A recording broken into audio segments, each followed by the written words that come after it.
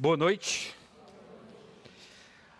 Privilégio e uma grande responsabilidade pregar depois de um momento como esse, onde a gente cantou que desejamos ouvir a palavra de Deus. Nós temos o hábito de pregar expositivamente. A pregação da palavra sequenciada, como temos feito pelas manhãs, com o Apocalipse e as noites em Atos. Mas, sempre quando a gente pensa num tema, como também foi na semana passada, é fruto do pastoreio, é fruto desses contatos. E as férias estão chegando ao fim. Pensa aí, voltar a acordar cedo, para levar o filho na escola, pegar o trânsito da frente da escola, e quem não tem filho na escola, pegar o trânsito que os pais que levam os filhos na escola geram. E vários sentem que está chegando as férias. Até ia falar que tem um dos nossos aqui na audiência que está com sono, né? Mas não é por isso, né? E aí, pensa agora, você voltando, seus filhos, e você mesmo, filho, nós está acabando as férias, e eu não descansei, foi tão intenso esse mês de julho, que vamos voltar cansado. E como disse, nas últimas semanas, conversando com alguns homens, e eles falando disso. Essa semana, quinta-feira, um dos irmãos falando que acorda às 4h15 da manhã para sair, para ir para São Paulo, pegar o trânsito. Outros fazem isso. Essa vida corrida e cansativa. Outros que vivem o cansaço porque a pressão ali de se desempenhar no trabalho é muito grande.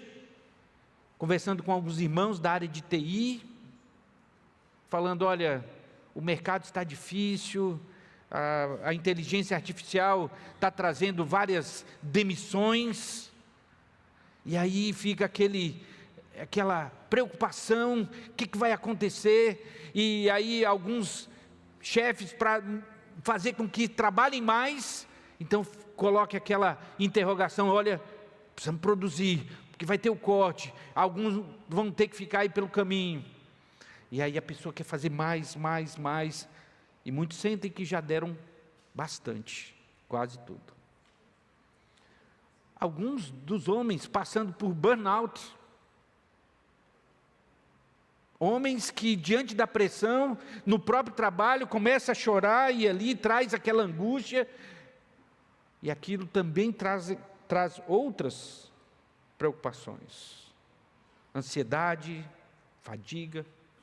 E é muito interessante, tem 2 livros que um cristão e um não cristão que trazem um pouco dessa descrição.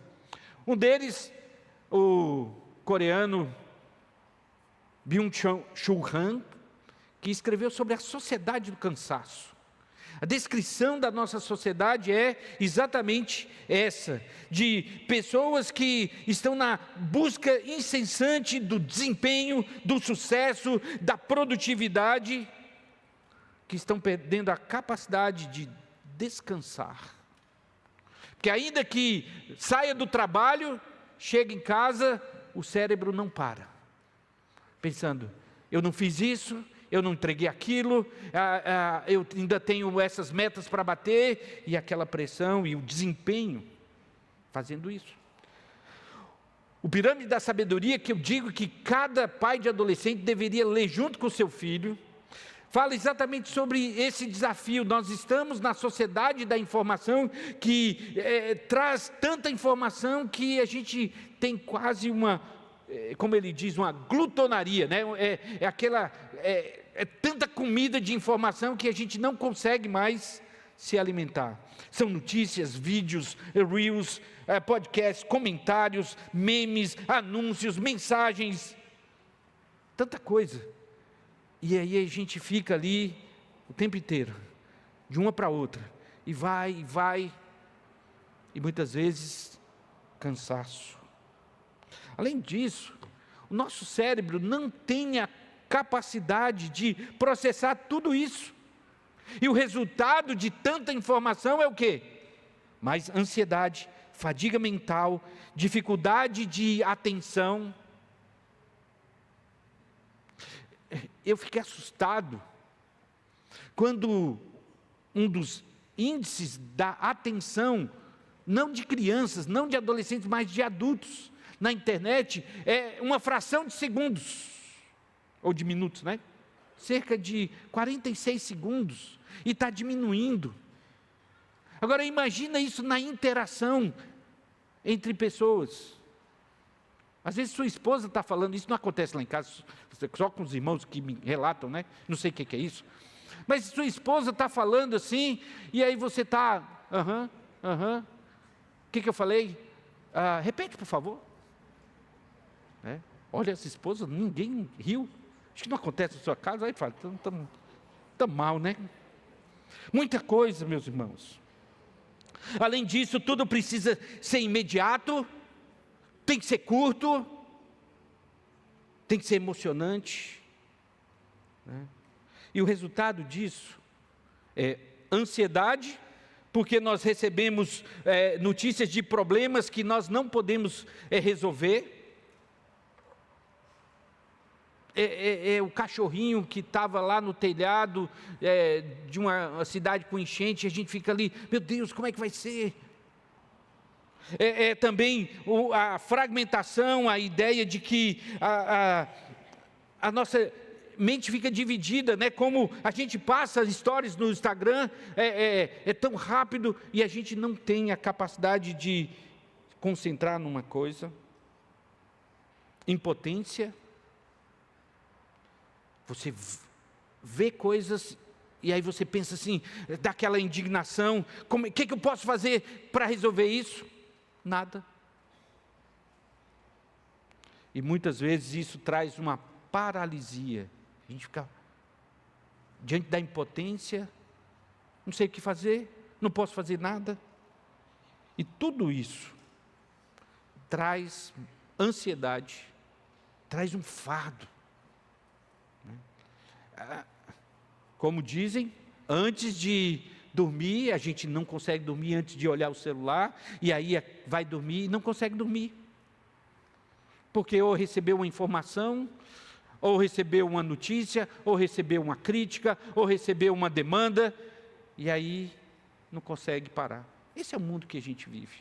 E tem uma escultura que está lá na Suíça, que eu achei muito interessante, descrevendo o ser humano de hoje.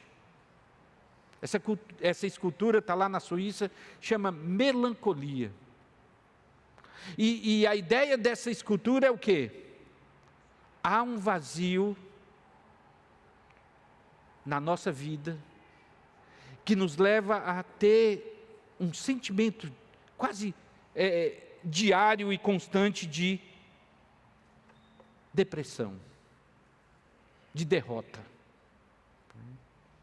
Por isso que essa noite eu gostaria de olhar para a palavra de Deus e relembrar o descanso no Senhor. Porque realmente esse aparelho aqui, ele tem trazido para nós um fardo.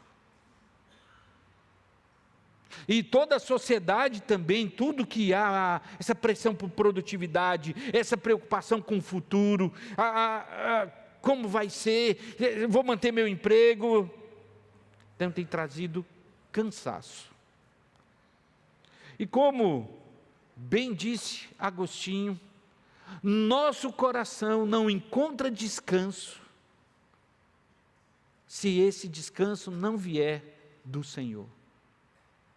Por isso que eu quero olhar textos dessa noite que falam daquilo que a palavra de Deus desafia a gente para um descanso humano, um descanso em Cristo, e um descanso no Senhor.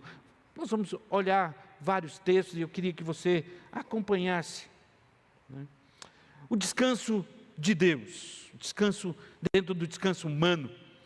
Nós temos aí, Kelly, volta só a ideia aqui, no Jardim do Éden, pense aí naquele, né, se dá para encaixar diante dessa foto, mas 3 cadeiras, remetendo assim à ideia de Gênesis capítulo 2, versículos 1 a 3, que diz assim: assim pois, foram acabados os céus e a terra, e tudo o que neles há. E havendo Deus terminado no 7º dia a sua obra, que tinha feito, descansou nesse dia de toda a obra que tinha feito. E Deus abençoou o 7º dia e o santificou, porque nele descansou de toda a obra que, como Criador, tinha feito. Então, Deus nos ensina que para descansar, não preciso estar cansado. Porque se a gente lembra bem lá em Isaías capítulo 40, o Deus que nós cremos, Ele não se cansa nem se fadiga.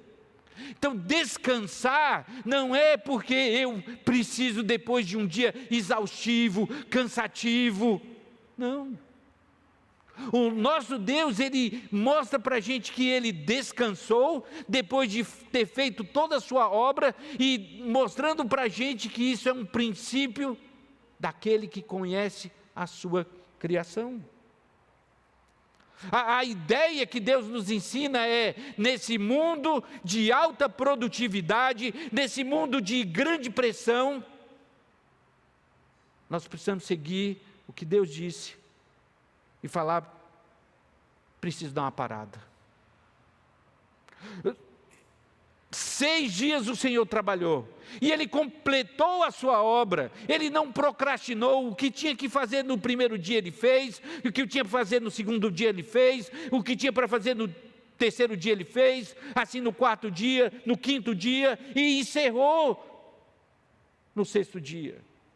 Não é uma licença para a procrastinação. Vocês não vão ver Deus defendendo isso, mas Ele nos ensina que nós temos limites, que nós precisamos descansar. Essa vida 24 horas por 7 não existe para Deus. É uma desfunção desse mundo caído que olha para cada um de nós assim, simplesmente como um produto. Mas olha o que a palavra de Deus diz: Ele terminou a sua obra e descansou nesse dia. Por isso essa ideia de 3 cadeiras de praia no Jardim do Éden. Adão, Eva, vamos bater um papo aqui, vamos descansar, vamos aproveitar esse dia. E esse exemplo do Senhor virou um mandamento. Deus ordena o descanso. Êxodo capítulo 20, versículo 11, que depois também é tratado em Deuteronômio 5, diz assim: porque em 6 dias o Senhor fez os céus e a terra, e o mar, e tudo que neles há. Olha, Deus fez o que tinha que ser feito, e fez bem feito, e fez tudo. Ao 7º dia descansou. Por isso o Senhor abençoou o dia de sábado e o santificou. Ele amplia isso em Deuteronômio capítulo 5, dos versículos 12 a 15, dizendo assim: guarde o dia do sábado para o santificar, como o Senhor seu Deus lhe ordenou. Como assim? O mandamento está aqui? Não, mas lá em Gênesis houve essa ordem. Durante 6 dias você pode trabalhar e fazer toda a sua obra, não há procrastinação. Mas o 7º dia é o dia de sábado, dedicado ao Senhor, o seu Deus. Não façam nenhum trabalho. E gente, a gente acompanha que agora a gente está na sociedade do bem-estar. Então as empresas, para tirar um pouco da pressão ali, de que quer sugar você e matar você, fala assim: não, eu vou te dar um Gympass, um Total Pass, ou Well Hub, que são esses planos aí para você ir lá na academia, né? E aí o pior de tudo, que a gente assina, paga e não vai. Aí você fica com dois problemas, o problema da consciência e o problema do bolso, porque desconta, se paga, e aí mais peso. Então, a palavra de Deus mostra que Deus, Ele ordena o descanso. Por que Ele ordena o descanso? Porque Ele nos criou e sabe que nós estamos destruindo o nosso organismo. Eu tenho duas tolices na minha vida que eu falava constantemente. E hoje, na meia-idade, eu sinto o peso disso. Tomando remédio para a pressão e tomando um remédio para o colesterol. Eu sempre falava, o exercício físico é pouco proveitoso. Eu até brincava assim, está vendo, na minha estatística, fazer esporte faz mal à saúde. Você pode ver, quem joga bola tem problema no joelho, quebra a perna, uma série de coisas. Falava, uma tolice. Porque agora a gente vai vendo o quão importante também é, como Deus criou o corpo humano, para que a gente cuide como bons mordomos do templo de Cristo. Então, quantos de nós, e eu incluo a mim mesmo, poderia hoje não tomar remédio da pressão, mas toma por quê? Indisciplina. Porque não observou que o Senhor que nos ama deu um princípio para que a gente pudesse cuidar do nosso corpo. E a segunda tolice, não, dormir é para os fracos. Me orgulhava de dormir pouco. E aí tem aqueles equipamentos eletrônicos que a gente carrega, que mostram o quanto a gente trata mal o nosso organismo. E hoje a minha oração, Senhor, me ajuda a dormir 6 horas, porque eu preciso dormir, para que no futuro eu tenha qualidade de vida, se o Senhor tem um futuro para mim.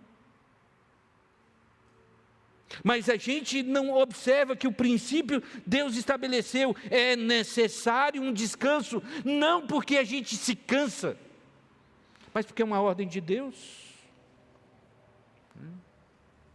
Eu sei aqui que nós temos jovens que devem aprender com a gente, mas a maioria do nosso público nessa noite é gente como eu, de meia idade, que agora já deve ficar alerta, pensando assim, perdi tempo. Quantos aqui, agora entram em conflito porque as suas esposas estão entrando num período biológico também que Deus criou aí como uma administração da pós-queda, que é a menopausa, e que nós maridos precisamos entender e estudar esse período para que lidemos bem com a nossa esposa. Ainda não é o caso da minha esposa, antes que ela é jovem ainda, né? Mas muda. Como também a gente muda. Eu não tenho o mesmo vigor que quando eu era pastor de adolescente, que eu ficava aqui num acampa dentro, e aí ficava sem dormir, no outro dia fazia expediente normal. Às vezes, eu vou fazer uma caminhada, no outro dia dói o joelho. Caminhada, não precisa nem fazer. Mas não estou no bico do corvo, não, quase. Mas, gente, tudo isso afeta a nossa cabeça. E Deus, na sua sabedoria, muito antes, nos exortou. E todos nós temos um anseio, como diz Apocalipse capítulo 4, versículo 13, de que um dia essa vida corrida, essa vida louca, essa vida exigente, essa vida que custa caro, um dia vai se tornar um descanso verdadeiro, e a gente tem que peregrinar nesses dias, lembrando disso. Um dia nós vamos entrar num descanso bem-aventurado, como diz lá em Apocalipse capítulo 14, versículo 13. Então ouvi uma voz do céu dizendo: escreva, bem-aventurados os mortos, que desde agora morrem no Senhor, sim diz o Espírito, para que descansem das suas fadigas, pois as suas obras os acompanham.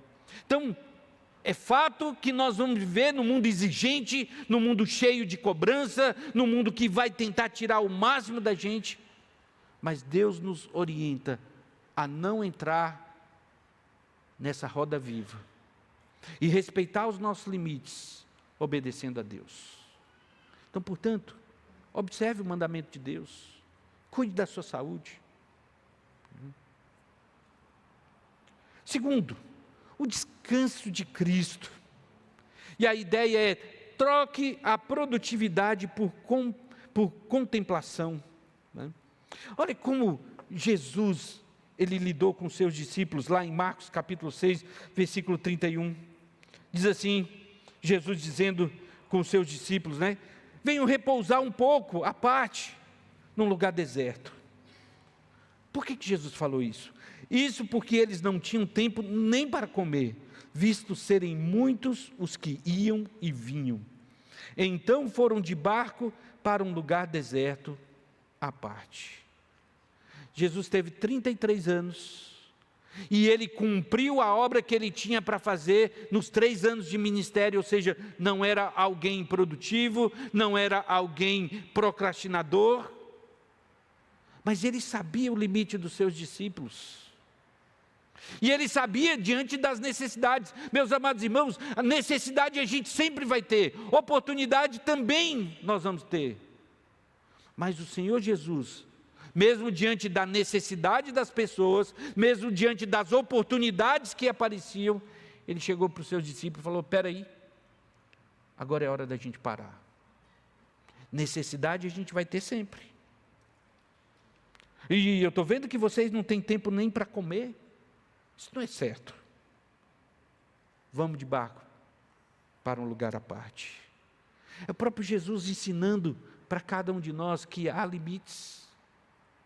Que essa coisa de você aproveitar o seu almoço lá e engolir algo para que você faça alguma coisa, isso não é certo. Quantos de nós tem uma cinturinha de quibe por causa disso? Engole, pá. Aí acabou a comida, nossa, estou com fome ainda, nem notei que eu tinha comido. Por quê? Está comendo, está trabalhando, está... Fora os outros que aí a juventude talvez aí está comendo, está assistindo algo. Não, precisamos parar. Olha que interessante a história de Marta e Maria, Lucas capítulo 10, versículos 38 a 42. Quando eles seguiam viagem, Jesus entrou numa aldeia. Olha aqui, Jesus não perde oportunidade. E ele sendo sábio, onisciente, certamente ele ia entrar ali pelo seu propósito. E certa mulher chamada Marta hospedou em casa. História bem conhecida. Marta tinha uma irmã chamada Maria, que assentada aos pés do Senhor, ouvia o seu ensino.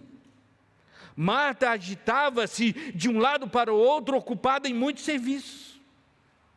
Então se aproximou de Jesus. Eu vou lá ler na linguagem aqui, né? Senhor, o senhor não se importa com essa preguiçosa aí, improdutiva? Ela me deixou sozinha aqui, eu tendo tudo isso para fazer. Fala para ela me ajudar, manda aí, Jesus, que ela precisa sair aí, que afinal de contas ela é braço curto. Gostou, né, Conceição? Conceição sabe que é braço curto. Mas olha o que Jesus fala. Mas o Senhor respondeu: Marta, Marta, você anda inquieta e se preocupa com muitas coisas, mas apenas uma coisa é necessária. Maria escolheu a melhor parte, e esta não lhe será tirada. Meus amados irmãos, a boa produtividade é fruto de um coração leve, alguém que descansa, e alguém tem a prioridade no lugar certo, e a prioridade é investir no seu coração, seu relacionamento com Deus. Olha o livro de Provérbios, que fala tantas vezes sobre os benefícios da sabedoria. E aqui Jesus está dizendo, Marta, Maria, ela agora está no tempo dela, de prioridade do relacionamento dela comigo, de aprender aquilo que vai dar vigor para a sua alma, que vai influenciar na sua vida. Algum tempo atrás eu vi uma ilustração de que a nossa vida, nós temos, é como se fosse nós estivéssemos jogando bolas para cima, e várias dessas bolas são de borracha, e algumas delas são de vidro. E a gente pode lembrar que pode deixar de borracha cair, que ela volta. Mas quando cai a de vidro, quebra. E uma dessas de vidro é nosso relacionamento com Deus. Sabe essa paz que você deseja ter ao final de cada dia, angustiado diante de tantas pressões? Somente diante das delícias do Senhor, de meditar na sua palavra, meditar no seu caráter, de ter aquele momento com Ele, é que você vai ter os benefícios de se aquietar e ter paz no coração, e ter instrumentos para que a sua mente não se consuma com pensamentos que você não tem controle. É nesses momentos de contemplação e meditação que você vai olhar e vai aprender de um Deus soberano, que tem o controle daquilo que você não tem controle. Esses dias eu perdi meu sono, preocupado com o futuro. E aí foi como se Deus estivesse batendo no meu coração assim: você está tão preocupado com o futuro, por que você não aproveita o presente, agradece pelo presente? Eu estava me angustiando com um presente maravilhoso, uma atualidade gostosa, que eu estava perdendo porque eu estava olhando para o futuro. Como é que vai ser? Como é que vai ser? Como é que vai fazer? E uma série de perguntas. E perdendo a beleza das bênçãos que Deus estava dando do presente. Sabe por quê? Porque eu achava que eu tinha o controle. E ficar acordado na cama, pensando um monte de coisa, ia fazer com que aquelas situações do presente se acontecessem. Mas de novo, a experiência de lembrar que eu preciso beber do meu relacionamento com Deus, aprender dos seus atributos e me dedicar na presença dEle. Maria fez a escolha prioritária para ela ser produtiva. Marta queria trabalhar. Marta ficava se comparando a Maria é preguiçosa. Maria tinha prioridades corretas. E aí então, ela se beneficiou e foi elogiada pelo Senhor por isso. E aí, o convite de Jesus em Mateus 11, 28 a 30, é algo que nessa geração, eu e você, precisamos meditar, memorizar e usufruir. Lembrar todo dia, você voltar para casa, ou você ir para o seu trabalho, diante de todas as pressões, orar e lembrar, Jesus, Ele me convida como cansado e sobrecarregado, e Ele promete me aliviar. E eu preciso tomar sobre meus ombros o jugo dEle, e aprender dEle, que é manso e humilde de coração. Uma pessoa mansa e humilde de coração, que aprende de Jesus, sabe o que é necessário, sabe o que contenta o seu coração. Mas, meus amados irmãos, muito dessa coisa da produtividade também é fruto da comparação, é fruto da competição, é fruto da ostentação. Quantas jovens mães estão sobrecarregadas, porque se comparam com a mãe lá do Instagram.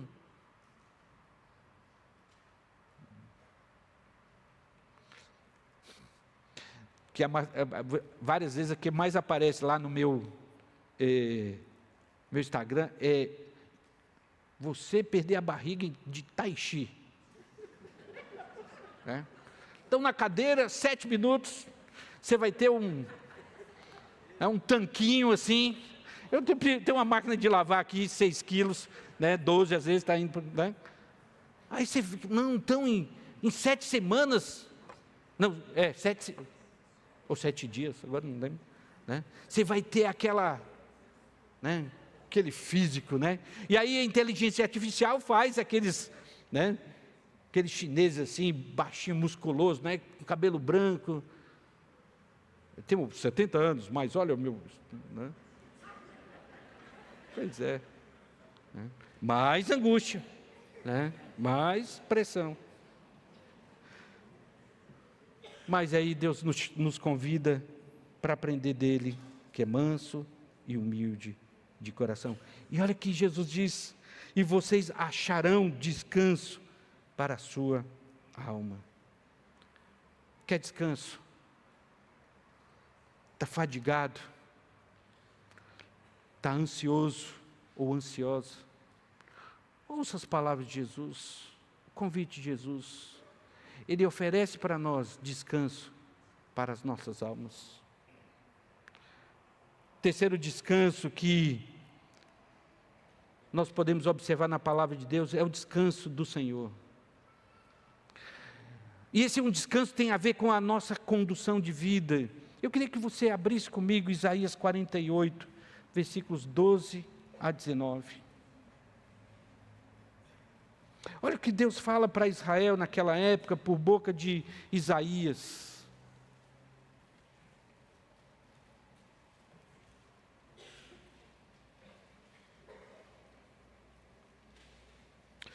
Escute, ó Jacó, e também você, Israel, a quem chamei. Eu sou o mesmo, sou o primeiro e também o último. Também a minha mão fundou a terra, e a minha mão direita estendeu os céus. Quando eu os chamar, eles se apresentarão juntos, céus e terra. Reúnam-se todos vocês e escutem. Quem dentre eles anunciou estas coisas? Aquele a quem o Senhor amou executará a sua vontade contra a Babilônia, e o seu braço será contra os caldeus. Eu tenho falado, e também já o chamei. Eu o trouxe e farei próspero o seu caminho. Aproximem-se de mim, escutem isso. Desde o princípio, não falei em segredo. Desde o tempo em que isso vem acontecendo, tenho estado lá. Agora o Senhor Deus enviou a mim e o seu Espírito. Assim diz o seu Redentor, o Santo de Israel: eu sou o Senhor, o seu Deus, que lhe ensina o que é útil e o guia pelo caminho em que você deve andar. Gente, olha o lamento, Deus falando essas palavras. Ah, se você tivesse dado ouvidos aos meus mandamentos, então a sua paz seria como um rio, e a sua justiça como as ondas do mar. Também a sua posteridade seria como a areia, e os seus descendentes como os grãos da areia, e o seu nome nunca seria eliminado, nem destruído diante de mim. Observe essas palavras para um povo que está sobrecarregado ali, pressionado para a destruição, para o exílio. E Deus oferecendo esperança para Israel, mas falando para Israel: olha, presta atenção. Se você tivesse dado ouvidos aos meus mandamentos, então a sua paz seria como um rio, e a sua justiça como as ondas do mar. Ou seja, uma das coisas que estabelece para nós essa paz duradoura é uma vida de atenção às orientações de Deus. Aquelas que nós vimos antes, mas também você lembrar que Deus oferece um descanso através de um relacionamento com Ele, em que Ele, com seu Espírito, capacita você à obediência. E na palavra de Deus, no texto que nós lemos no início, na parábola do filho pródigo, a gente vê bem essa verdade de Deus falando para nós: olha, se você tivesse me ouvido, você experimentaria paz e justiça tranquila, como diz o Salmo 23. Temos que lembrar que a parábola do filho pródigo foi escrita para religiosos, não para ateus. E nós temos então um pai que não teve um filho que prestasse. Os 2 filhos eram ruins. O primeiro, que perdeu a sua paz e a sua justiça, fruto de um coração cobiçoso, desejoso, que chega para o seu pai e fala: pai, eu quero que você me dê aí a minha herança, passa o Pix, porque agora eu quero ir para longe, porque eu quero gastar meu dinheiro e usufruir de tudo aquilo que a minha carne pedir. E o texto fala que desordenadamente ele fez isso. Ele foi atrás do seu coração, ele não olhou para trás, e aquilo que ele pensava que trouxesse prazer, para ele trouxe cansaço. A tal ponto, que uma hora ele parou, e ele lembrou dos servos do pai dele. Ele lembrou da generosidade do pai dele. Olha lá, meu pai trata os servos dele muito bem. Se ele me tratar como um servo dele, eu já estou feito. E aí ele volta para casa. E aí onde talvez haja pessoas aqui que têm um coração voltado para a busca dos seus prazeres, querem achar que vai encontrar esse descanso, e aí eu penso até também nos jovens aqui, que através do ter, do cobiçar, de achar que esse mundo oferece prazeres, que vai trazer satisfação. Quer dizer para você, assim como o filho mais novo, o que trouxe para eles foi cansaço, a tal ponto que não houve mais prazer. Mas também aquele pai teve um segundo filho, que agora não é cobiçoso, não é indo atrás do seu prazer, mas aquele religioso que se acha autossuficiente, que tem uma inveja no seu coração, que acha que o pai dele deveria amá-lo pelos seus próprios méritos, pelos seus próprios padrões, e que estava sendo um bom filho ali, simplesmente por causa de si mesmo, não por causa do pai. E ele jamais conseguiu contemplar a beleza e a bondade do seu pai. E quando aquele coração de pai, amoroso, generoso e misericordioso, se manifesta para com o seu filho, ele fica chateado, ele fica bravo, ele se sente injustiçado. Afinal de contas, como? Tem um cordeiro matou para mim, eu mereço. E meus amados, isso também nos ensina que uma vida religiosa, sem um relacionamento com Deus, sem uma profundidade de parar e priorizar essa busca de Deus, amar a Deus acima de todas as coisas, faz também com que a gente entre numa vida religiosa que também traz cansaço.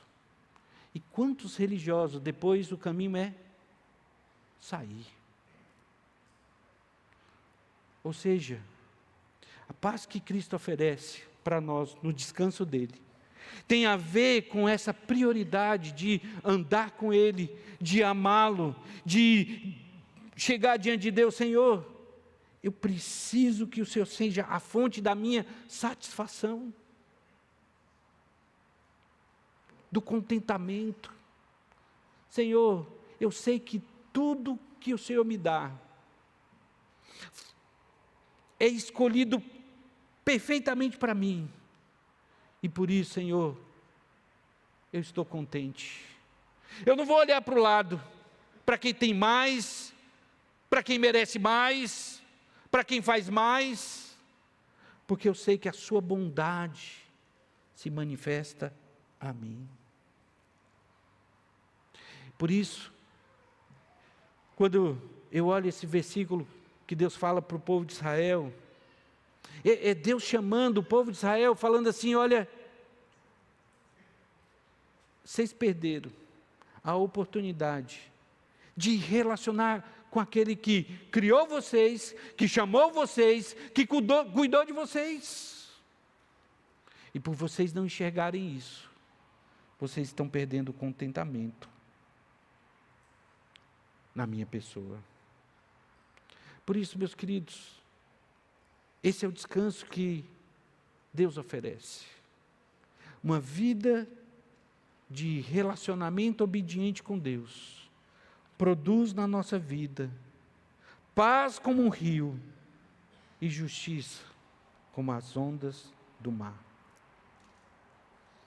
Talvez, hoje para você, que não tem Cristo, o seu descanso que você tanto busca está nele, para que Ele seja o seu Salvador.